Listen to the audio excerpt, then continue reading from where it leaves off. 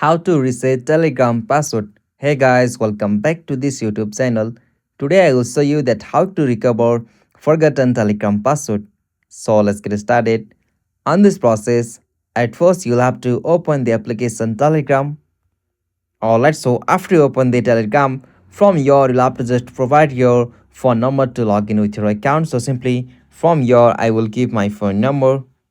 Alright, so after you provide your phone number, you'll have to just tap on the option continue.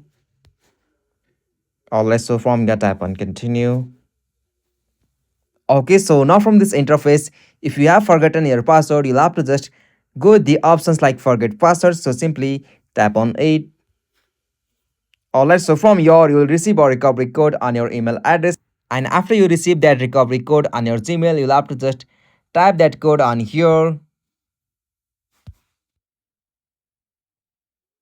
Alright, so after you type that recovery code, you will be able to see such interface. So from here, you can easily create a new password for your Telegram account. So in this way, you can easily reset or recover your forgotten Telegram password.